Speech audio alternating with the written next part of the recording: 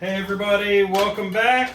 I'm continuing my quest to string 300 rackets at home in 2025 with racket number 172, a Wilson Ultra 100 V4 strung with Diadem Pro X 17 gauge in blue.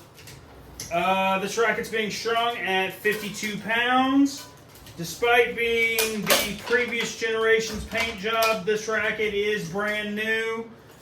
This client got it at a shop here in town at a severe discount. When I was talking to him last night, he said he walked in and they had it listed at $179, and he's bought a lot of rackets from them before and knows their tennis staff pretty well, and asked the guy what he could actually do on it, and said that he ended up getting it for $149, which great price, particularly for a full like pro style racket, for a racket with all of the technology that Wilson offers.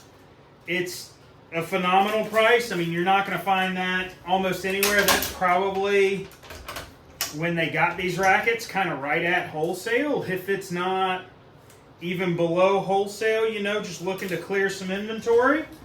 But this is also for the same guy that I strung some Diadem SX, I think those are 300s. The new-ish yellow and like teal Diadem rackets, or not Diadem, Dunlop rackets that I strung with Diadem Pro X. When he got here last night to drop this one off, he looked at his Apple Watch and he's like explaining the racket to me, and he's like, yeah, you know, I just need something lighter for those long days on court. He's not a teaching pro, he's just a guy that really likes to play. He is 67 years old, and yesterday he spent 6 hours and 30 some odd minutes on court yesterday between hitting his ball machine and playing singles with two different people. He was out there for what most people would consider the better part of a working day, just hitting balls. And he said that over extended periods of time like that, the SX300s feel a little heavy, so he was looking for something with a similar swing and similar kind of ball flight, but that might be a little easier and a little more maneuverable. And he demoed some of these and decided the Ultra V4 was going to be that racket. So he bought one essentially to kind of have something to hit his ball machine with, I guess. I knew he played a lot, and I knew he played multiple, like 4, 5, 6 days a week even.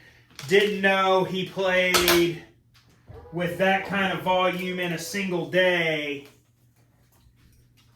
But here we are stringing another racket for him, and likely I would think getting him ready for the start of fall season as well, because I think my league team starts tomorrow. I got a late text to join a league team. It's the one that I normally play on, but was unable to play in the spring, having some pretty severe sciatica issues and didn't really want to push it.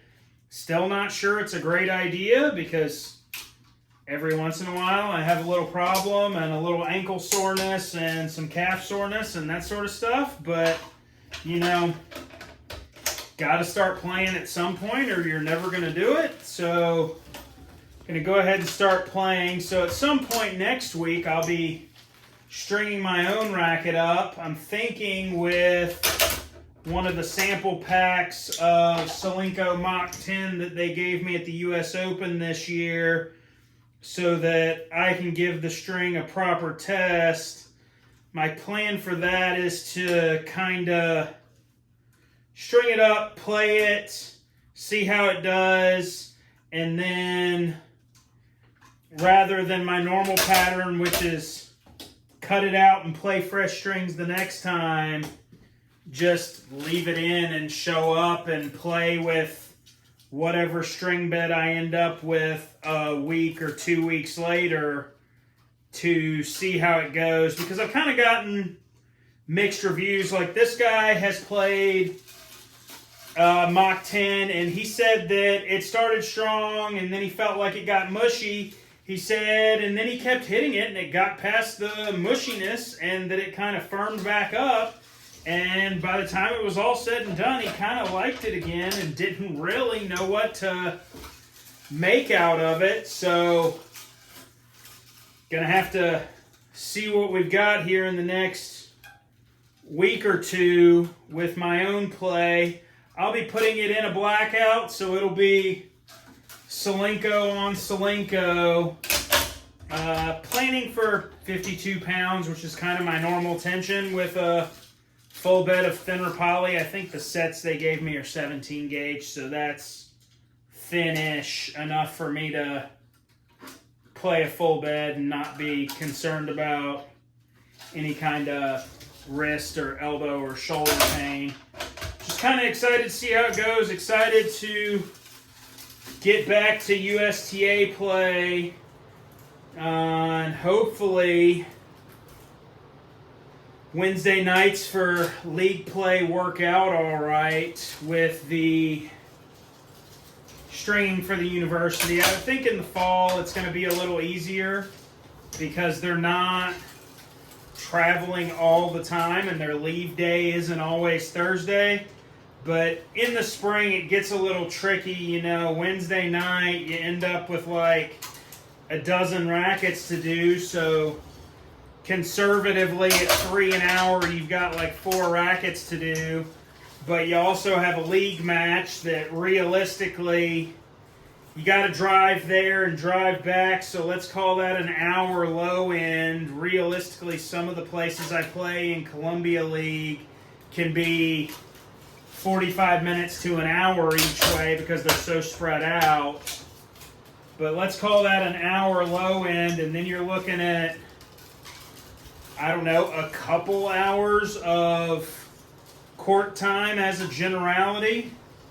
I mean, it's not super often that I get hustled off a court any faster than like an hour and a half. I'd have to look back at my scores from last year to even see, but typically it's like 1 break a set.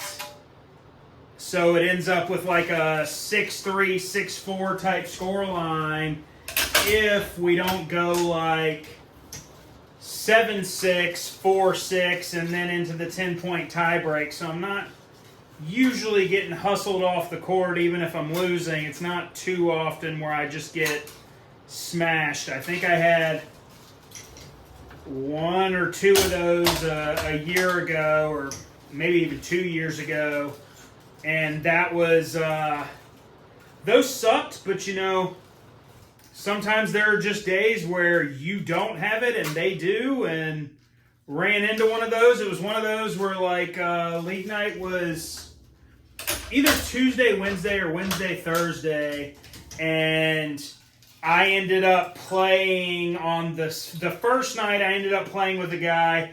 The next night in the other league, because I used to play Lexington and Columbia, but we're not getting a ton of interest at 4-0 anymore. It's hard to even find teams.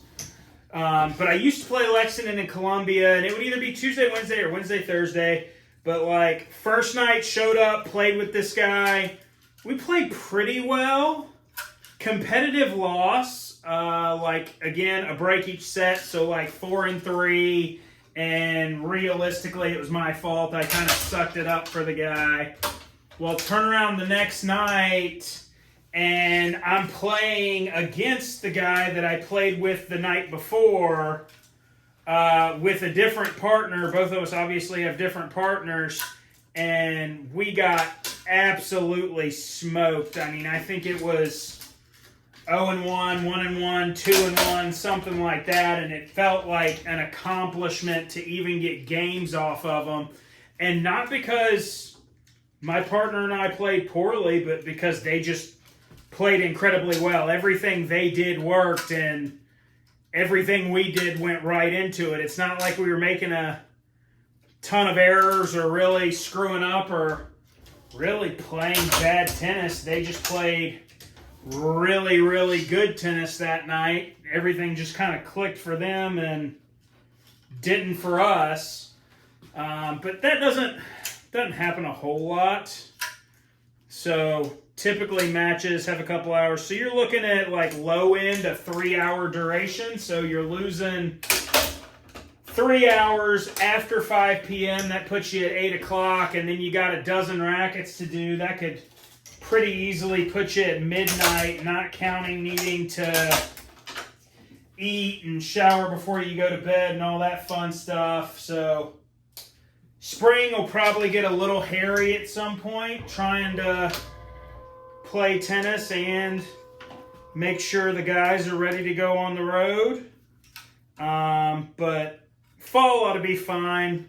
Looking forward to getting back out on court and hoping my body holds up and I don't end up with all of that sciatica pain I started the year with. Nice easy racket here. Like I said, 17 gauge string. ProX, from my understanding, is square like a Tour Bite or a Hyper G or a Confidential even. But it seems to have some sort of extra coating on it that makes it a little bit slick compared to the others. Makes it even easier to string. Not that any of those are difficult to string at this point in my life. After stringing college rackets for 10 years, we got to a point at the university where I think all 9 men's players were all using Hyper G of some gauge or variant at one point. So I got very intimately familiar with the feel of Solinco strings and stringing them, and really for the most part don't mind. There are only a couple rackets that it really sucks in, like stringing a 16 gauge Hyper G or Tour Bite in like a 1820 Blade Pro really sucks. Or like a Prestige where the pattern's real tight. But for the most part, nothing to it. Just another string. Racket 172 on the year complete. If you liked what you saw today, if you liked my incoherent babbling about league tennis, if you're getting ready to start playing league tennis, awesome. Let me know below in the comments. Like the video, subscribe to the page so you'll see more of this mess. Thanks for watching, and see you guys next time.